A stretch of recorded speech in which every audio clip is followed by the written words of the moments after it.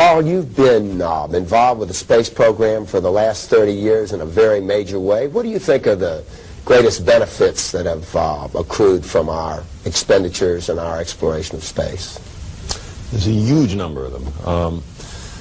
One is satellite communications.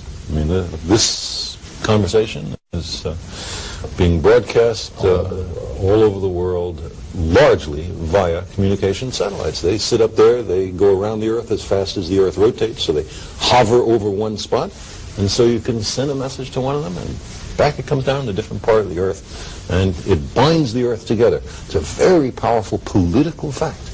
But there's a different way from what we were talking about before, in which technology is binding the Earth together.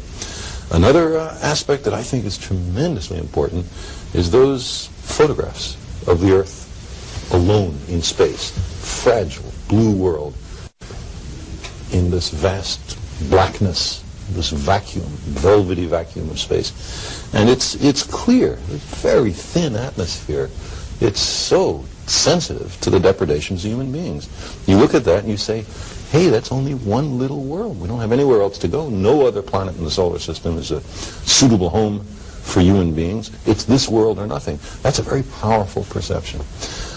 Then, in the particular field that I'm involved with, the exploration of planets, usually by robotic spacecraft, there we have opened up a universe of wonders. We have looked close up at dozens of new worlds, worlds that we never saw before. And unless we're so stupid as to destroy ourselves, there are going to be people exploring those worlds. There are going to be human habitations on those worlds. We're going to be moving out into space in the next century. And I'm fortunate enough to have played a role in the first preliminary reconnaissance of the solar system. That's a terrifically exciting thing. Then there's the fact that when you study these other worlds, you learn about this one. It's a very important fact. If you look at the individuals who played key roles in discovering the threat to the ozone layer, the increasing greenhouse effect, nuclear winter, you find a very high preponderance of planetary scientists working in there. People who've cut their teeth on other worlds and then come back to examine this one. By comparing our world with other worlds, you can see a lot of things that can go wrong. Venus, for example, has this immense greenhouse effect. Surface temperature is hot enough to melt tin or lead. Anybody who says the greenhouse effect is just some fantasy, all I have to do is look at Venus. A very important object lesson.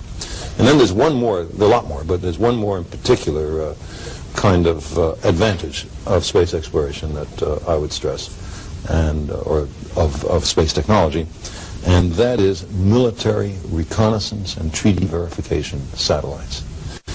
If you don't know what the other side is doing, then the standard military prudence is to assume the worst case. That means you then build up your armaments for the worst that they possibly could do.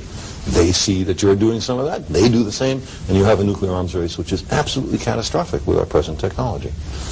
The satellites tell you what's actually happening there to remarkably high fidelity, so it calms the hotheads and paranoids on both sides, and that's worth its weight in gold. So put all that together, plus weather satellites, they save billions of dollars in crops every year, just from knowing what bad weather is happening so farmers can take precautions. The space program has paid for itself many times over, and none of this, of course, has to do with putting people up into space. There may be good reasons for doing that. Historical reasons, social reasons, reasons for building bridges with other countries. I'm, for example, a strong advocate for a long-term joint U.S.-Soviet program to put Americans and Russians on Mars. I think that would be wonderful for joining the two countries together in a grand common endeavor on behalf of the human species, benign, high technology, reaching out to the next century. And there are many other still unrealized practical applications of the space program. We've not given it nearly the attention it deserves, and especially in the last 10 or 15 years, the United States has been awful.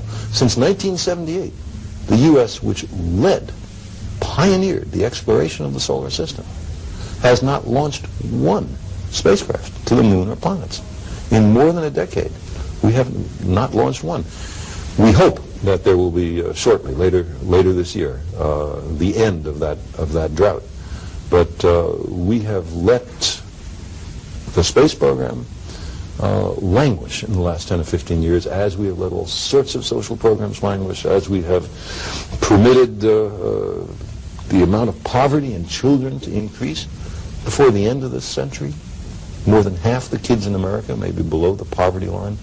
What kind of a future do we build for the country if we raise all these kids as disadvantaged, as unable to cope with the society, as resentful for the injustice served up to them? This is stupid.